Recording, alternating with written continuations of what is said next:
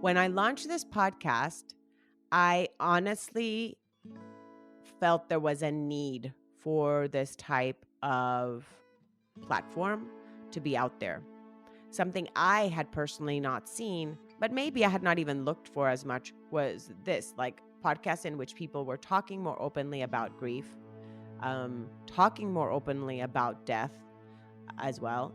And also the relation of grief not just being associated with death was something that was crucial for me. And if you guys ever hear in my intro, it says, changes and transitions that people have experienced. So I don't say deaths in that intro. It's just changes or transitions that shift our life. Hello, and welcome to Grief, Gratitude, and the Gray in Between podcast. This podcast is about exploring the grief that occurs at different times in our lives, in which we have had major changes and transitions that literally shake us to the core and make us experience grief. I created this podcast for people to feel a little less hopeless and alone in their own grief process as they hear the stories of others who have had similar journeys. I'm Kendra Rinaldi, your host. Now, let's dive right into today's episode. Welcome to episode number 100th episode of Grief, Gratitude, and the Gray in Between. I am so happy you all are here. This episode will be a solo episode. I believe this is probably only my third episode in which it's just me talking. The other two I think I've done, maybe three because I did one in Spanish as well, were just an introduction to what the podcast was about, and the other ones were regarding Mother's Day that I did a solo one then. So I am actually not used to me being the only one talking.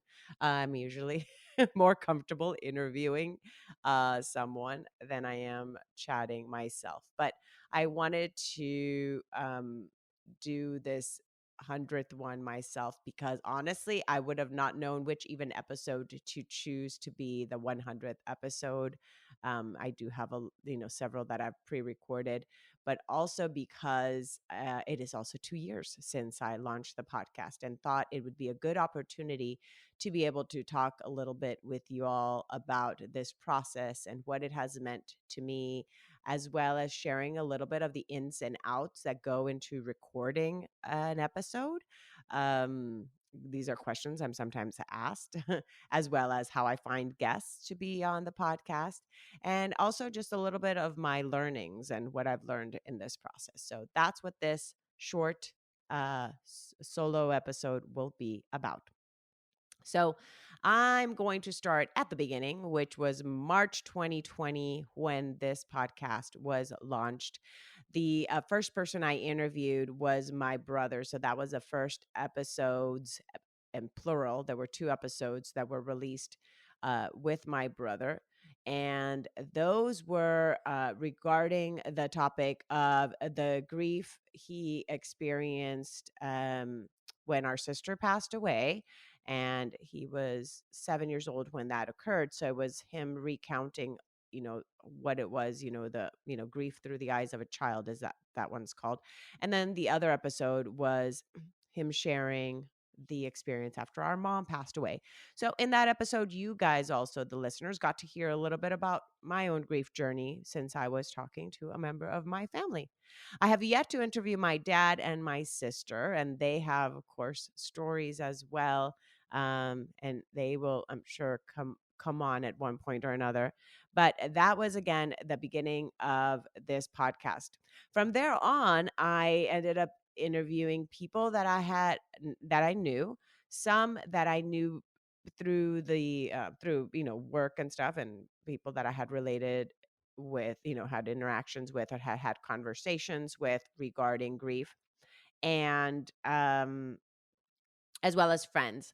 So the first guests were primarily people I knew. As I launched the the Instagram account and started interacting with other people that were in the grief space either because they were grief coaches, or they themselves had podcasts, or they were following podcasts like this because they had their own grief journey. Then I started to get requests to be people to be on the podcast, and then I would also then find stories and friend them on Instagram and connect that way in order for them to be on the podcast. So those were some of the other interactions that occurred. And so some of the guests that you've heard have been primarily because of those connections on Instagram. Then the other type of connections I've had and other guests I've had have been authors.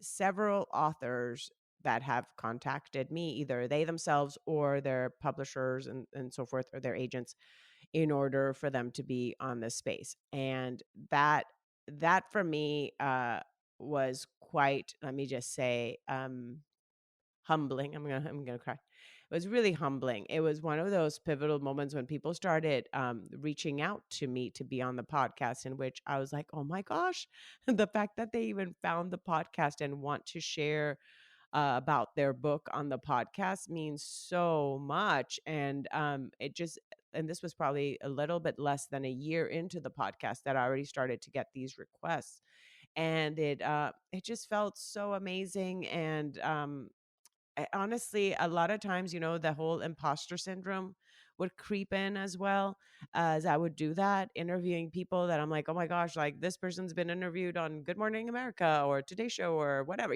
things like that, that I'm like, how am I going to interview this author?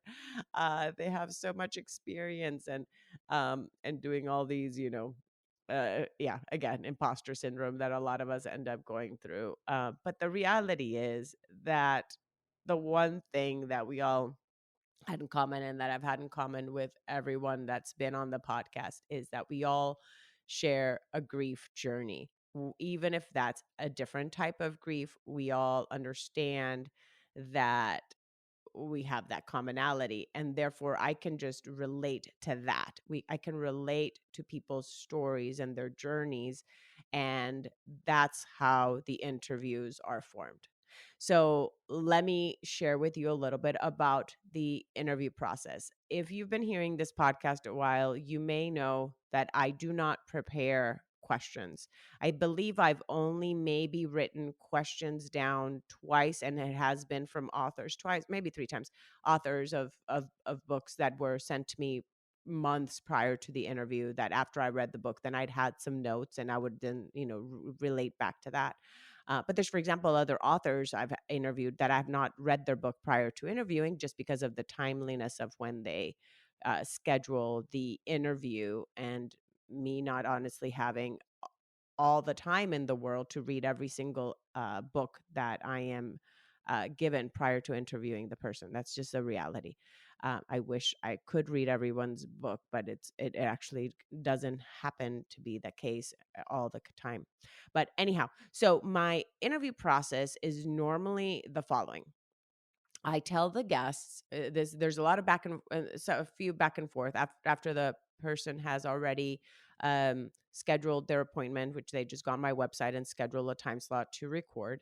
Then I send them an email letting them know where we're going to record. As of now, we've been using a platform called Zencaster. Only a few interviews we've had to use Zoom, just based on people, just the Zencaster not working, or somebody not having the appropriate setup for using Zencaster. And then we go into, and in that email, then I request for them to send me their bio and their picture, because that's what I use on Instagram and on Facebook to promote the episode. So if you were ever curious, I was like, oh, what does this person look like? Yeah, I know. Like my dad, for example, is like, I want to know what people look like. I'm like, oh, I post their picture on Instagram and Facebook. It doesn't show up on the podcast platforms, but it does show up on the social media platforms. So make sure that if you've heard these interviews and you're like, I'm so curious what this person looks like, or I'd like to connect more with that person, either go to Instagram or just go to even just the links I share in the show notes. Their websites are there, and that way you can connect with those individuals yourself as well. So Anyway, so in that back and forth, I let them know that the overall kind of arch of the conversation will be what was their grief journey or story. And again, as you have learned from this podcast, it's not all these stories or interviews I share have to do with death. And some of them don't have anything specific that you're like, oh, is that grief or not? Because sometimes it's career changes, but yes, there's grief in that. There's a change, right? So remember that when you're listening to this, you might think like, where does this fit into that? It's basically anything that's happened in someone's life that's made them either pivot or shift or grow, um, or experience then some form of gratitude in the process of this shift or change. So anyhow, so the overall umbrella of the conversation is always what was the situation, what were some of the tools this person used in that process, and then the kind of the arch of this conversation will be what were the learnings, what was the growth, or what were the aspects of gratitude from going through that experience. So that is pretty much all the guests get from the from the podcast. That's it. That's all they get before they hop on an interview with me. And then from there on, it's just a matter of a conversation. So, the reason I'm sharing all these details is because I do have friends that have then launched their own episode, their own podcast, and have even asked me, "How do you do it? How do you do it?" So that's what I'm sharing in case you, as a listener, are even curious as to how it is that you could, have a podcast yourself. So in that conversation, that's the thing. It's like, don't we all just talk? Don't we have conversations? Do we plan out our conversations if we meet a friend for dinner? Do we plan out our conversations if we go out for coffee? Do we plan our conversation if we go and buy coffee and we're talking to the person that's selling us a coffee, or the person at the grocery store, and we have a conversation about the day and this and that? No, you we it's like you listen and then you ask. So that is basically what this whole journey has been for me, has just been asking, listening, and when they're sharing anything that comes up in their share, another question comes up, and then it's just that conversation. But for me, having that overall um arch again of what the conversation's going to be about, then also guides me as to what questions I ask throughout, and also trying to maintain it to be about not more than an hour long conversation. Now, with some exceptions, as you have seen in the podcast, there has some exceptions. I think my longest episode was one that was like 2.5 hours that I was able to shave off 30 minutes of, um, and edit it to two. But in general, that is what I try to do, but also respecting that everyone has a story. And sometimes, these guests is sometimes the first time ever that someone's sharing their story in this way. So also knowing that this space is not only for you as listeners to be able to learn and relate to someone's story, but also it is a space for the person that is sharing to have this process of their story to be, being heard. Um, and especially when it comes to the death of a loved one, when someone gets to share their loved one's name and their story is just so important. And I hold space for them in that process. So that's why sometimes then interviews can go a little longer than planned. But that gives you an idea of the interview process.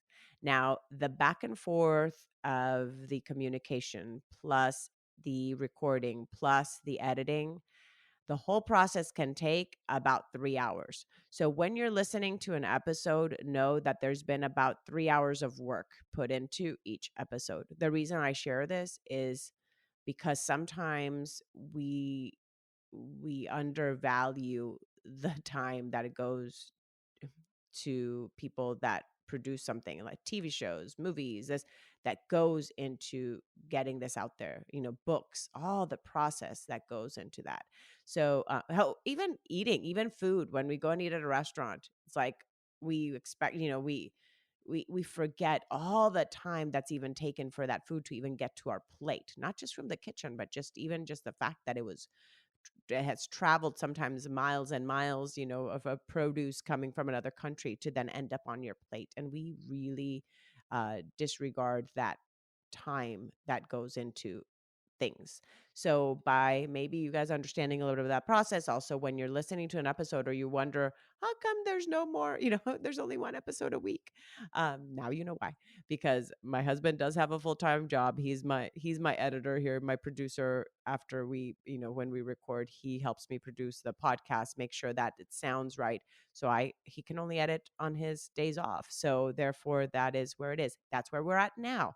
Eventually, if something shifts and in the process, then maybe we can have somebody else do that, and we can launch more episodes so that you all can get more of these juicy connections. I had a friend named Nikki who loved the word juicy, and every time I say juicy, I think of her as like, oh, do you have any juicy stories?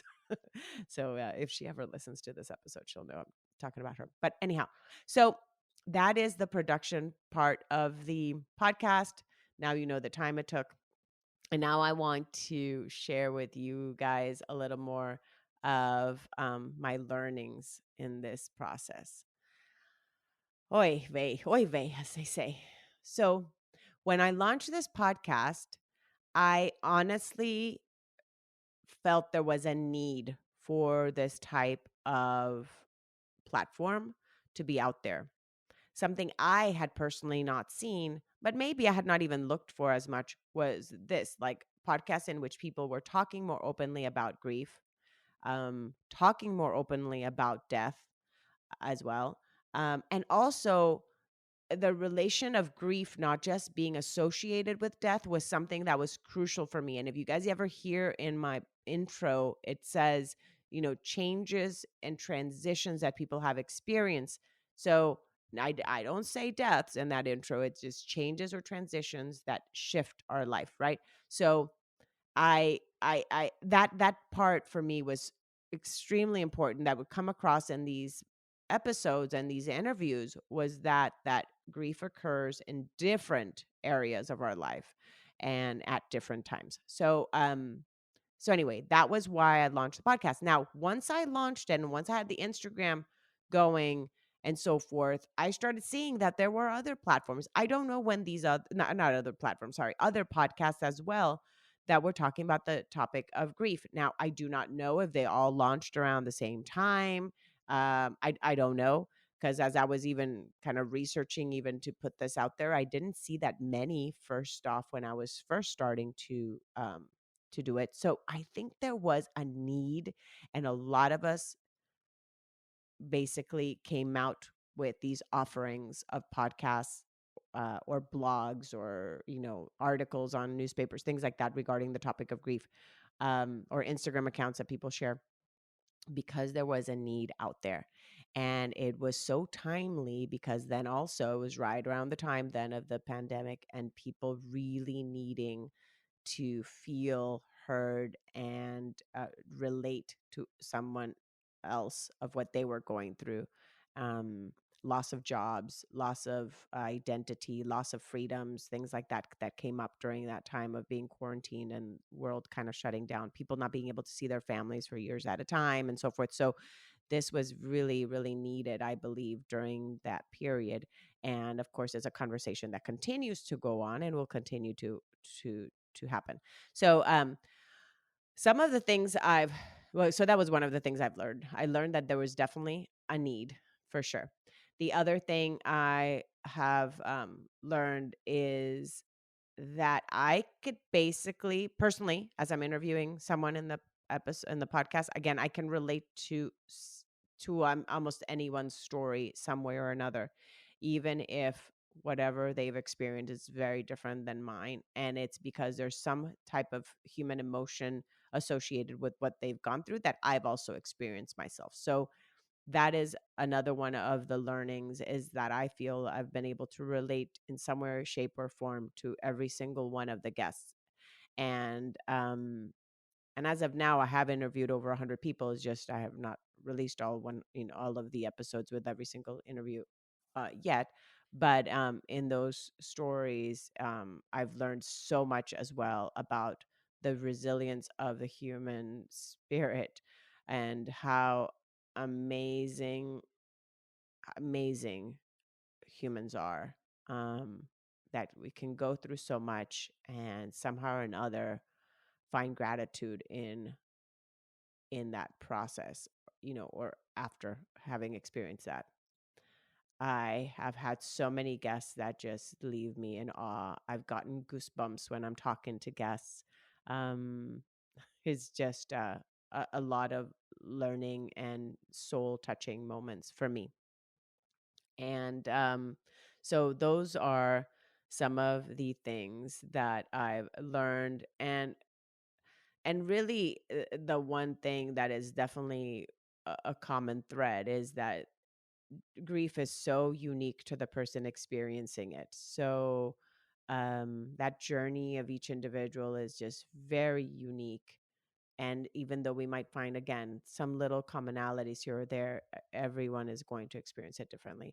So that has been a common thread throughout, has been that of knowing how unique each story is. And that's the reason that I could probably interview, you know, uh, uh, I don't know, 100 people on the death, let's say, of a sibling, and each one will have had a very unique experience of how they navigated their grief journey, even though they all lost a sibling. And the same could be for loss of job, or divorce or anything like that, right? So everyone has a very unique way in which they navigate that.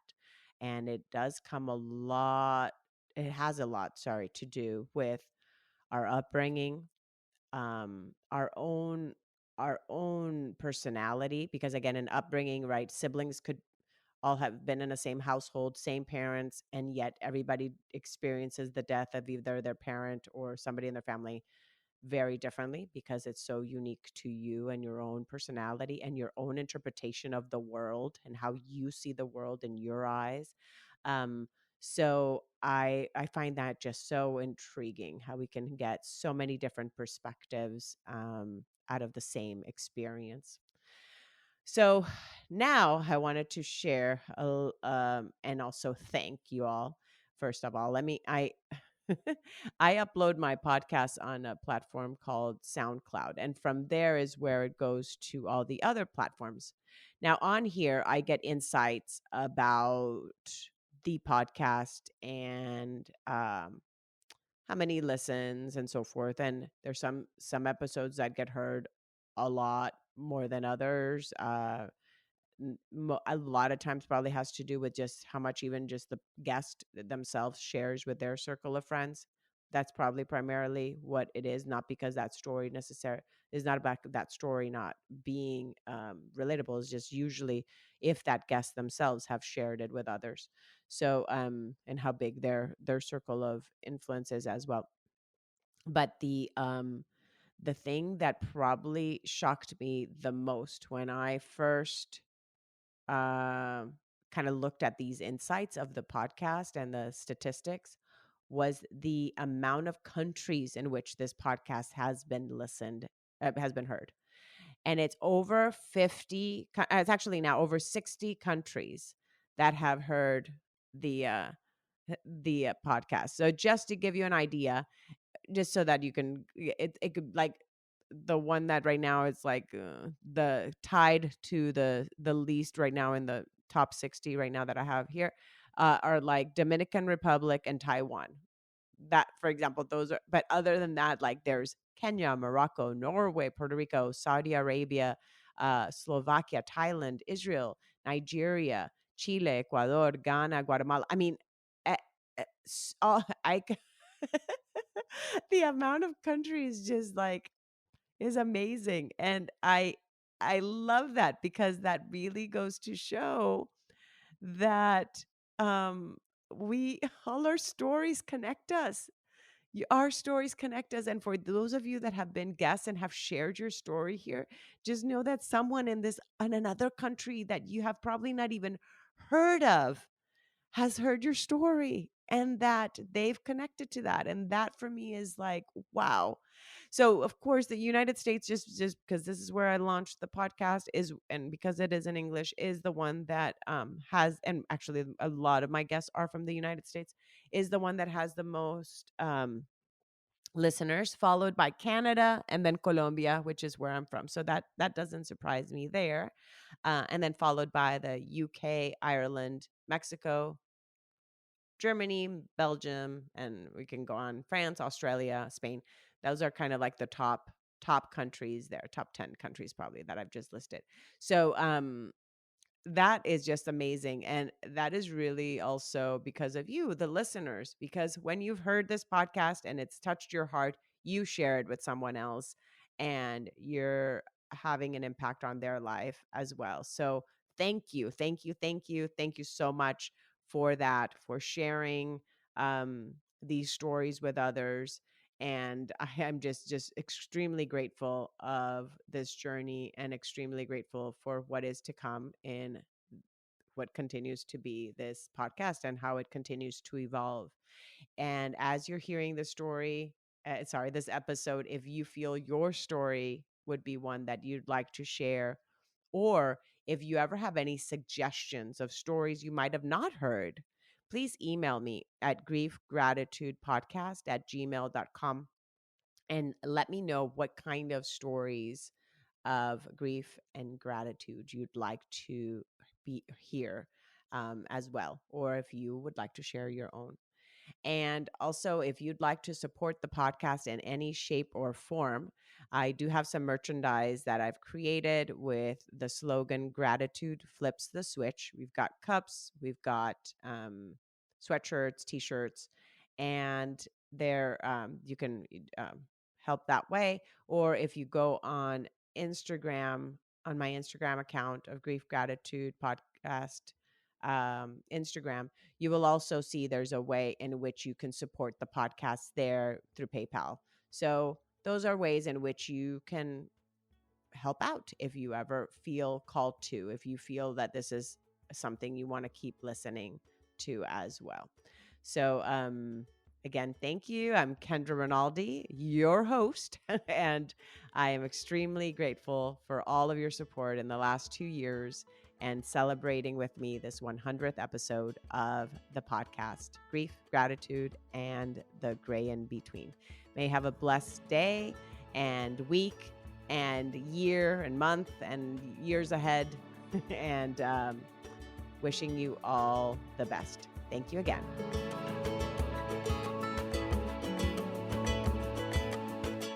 Thank you again so much for choosing to listen today. I hope that you can take away a few nuggets from today's episode that can bring you comfort in your times of grief. If so, it would mean so much to me if you would rate and comment on this episode. And if you feel inspired in some way to share it with someone who may need to hear this, please do so. Also, if you or someone you know has a story of grief and gratitude that should be shared so that others can be inspired as well, please reach out to me. And thanks once again for tuning in to Grief, Gratitude, and the Gray in Between podcast. Have a beautiful day.